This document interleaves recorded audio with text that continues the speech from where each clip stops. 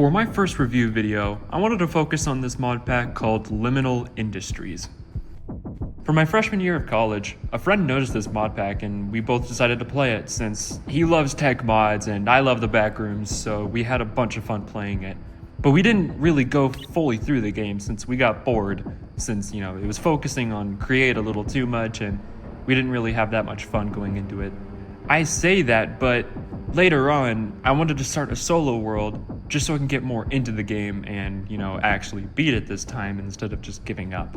Like I mentioned before, the mod pack focuses a little too much on the create mod.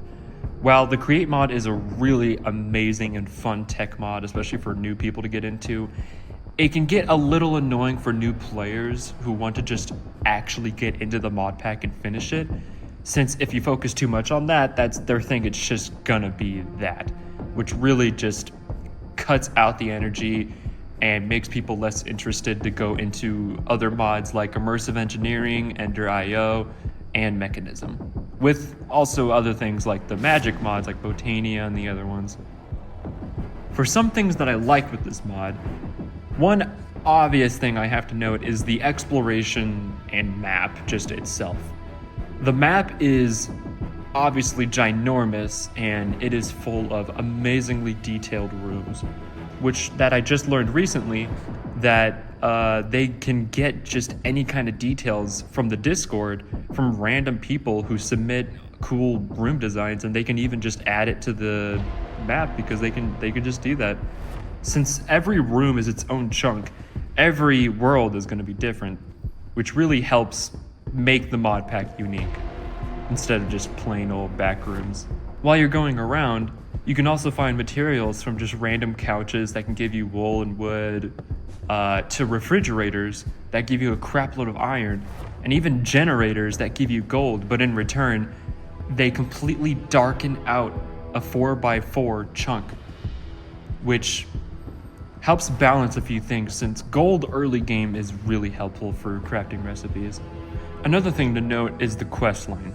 The quest line is really well done and laid out, with the rewards keeping things up and keeping you interested, even with the majority of them being poppers, to kind of celebrate when you get to a specific point.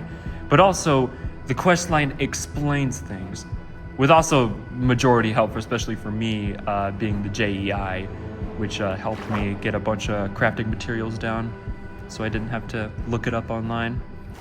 Now moving on to things that I didn't really like, how even though the explanations are pretty nice, there are specific things here and there where it basically requires you to know these mods like the back of your hand, because some things even the JEI can't even help you out with, especially when you want to right click things, since it does tell you when to right click another object to turn it into another thing. The JEI tells you that, but not for everything, which can be really confusing for new people. Like for me specifically, there was this one tool that can help you extract chemicals and gases out of the Ender IO machines, which I had no clue of, and which I was really stuck on because I couldn't move on to the game without extracting and moving things around, because I can't just easily make new things while that material's in that. That's nice and all, but then when you get to the pool rooms, the enemies are really difficult to deal with, especially with how fast they spawn them in. The drowns are just throwing tridents at you like they're nothing, dealing crazy amounts of damage, and you can't even kill them without like 5 others spawning in. And the same goes with the guardians. There's just so many lasers that get after you, and you need to kill them in order to get new materials. Moving on to the other things I wanted to note, which is the enemies. While it is nice that the back rooms isn't just, yellow rooms to walk around and there's no threat and it's really boring, I would say the enemies can get a little crazy. While zombies are extremely balanced, and even though they're really fast, they are, just zombies, and you can easily just block them out, or if you're lucky enough, just escape them. But when it comes to the creepers and the spiders, for one example, for me personally, I got chased by a spider for like 15 to 10 rooms, and he was still right on my back, and this is when I only had cardboard armor, so he just two-shot me like I was nothing. For the end of the game, you need to collect 12 eyes, but they give you an extra eye, to spice some things up if you don't want to get this eye, but you can get that eye. 2 of them you have to find naturally in the dimensions. And while I'm at it, I might as well explain the dimensions, with the first one being the Nether. The Nether is a big just library that has like a bunch of just books lying around with checkered floors, which is how you get quartz. And it's full of books, enchantment books, and just random materials like cauldrons and even some burners that you need. But also, if you're lucky enough, you can find one of the eyes hanging out on just one of the giant piles of books, which it can be really hard to find, but it's not too bad. It's a big red ball, which should stand out nicely. For the other eye, you find it in the pool rooms, which I also mentioned. And if you know the back rooms, the pool rooms is pretty self-explanatory. It's just the back rooms labyrinth with a bunch of pool tiles and all this other stuff with water all over in it. And if you're lucky enough to crawl around the sides, you can find this really small room which has the eye in it, but it's surrounded by guardians. So if you can sneak easily enough or just deal with the guardians, you'll be able to get both eyes not that bad, which they were my first 2 eyes of the game. No, I don't want to go too deep into these eyes since the video would be a lot longer, but while 3 of them are decently simple, there's just kind of like milestones that say use these materials that you just got now and craft an eye, not too bad. The majority of the eyes are kind of boring, as in they're just get difficult material and then cook up another material to then just slap onto that one hard material 100 to 250 times, which can be time consuming and a little repetitive. Sadly, with the clips that I'm going to be showing, I did not really face the warden and kill him.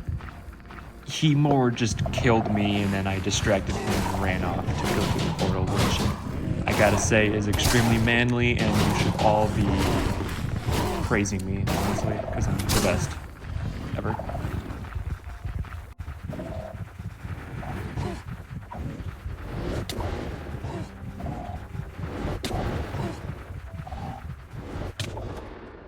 Chapter 1 just simply focuses on gathering materials for the first time, cutting down wood using the cutting board, and then leading to you getting cobblestone. With Chapter 2, you slowly get the materials you need for create, to get that coke oven, to then get more ovens, to make a boiler, which will then lead to the smelter, which simply just, you can melt down a bunch of stuff. Chapter 2 also includes the beginning of Botania and some magic stuff, so that will help you lead into the future where you're going to need Botania a lot. Speaking of which, Chapter 3 includes the new form of magic, which has like a sacrificial kind of thing, where you need to lay it all out, and then with some charcoal you burn it, and you can summon in creatures and items.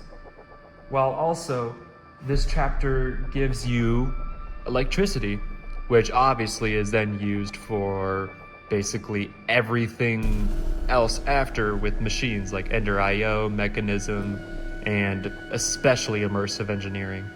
Chapter 4, it kind of just shoves you into automation, especially for iron, copper, and a lot more items. But it also gives you new materials, and it especially leads into the chunk loader, which helps you get very helpful items. Chapter 5 is a big one, and it focuses a lot on Ender IO and a little on the past tech mods that you were messing with. But it basically just involves a lot of just grinding, make new block, grinding, make new block to make another block, grinding more and more. And then it leads into more Botania, opening the portal, getting new materials, summoning sacrificial, which in the end you can finally get the last eyes that you were trying to get and finally put them all in the portal to escape. Overall, I think the mod pack is extremely well made, and the community behind it has helped me a bunch with some questions here and there, and just simply sharing our bases and how we do things from here to there. So overall, I would 100% recommend people to play it, even if you're new to tech mods, since it's pretty noob friendly, I would say.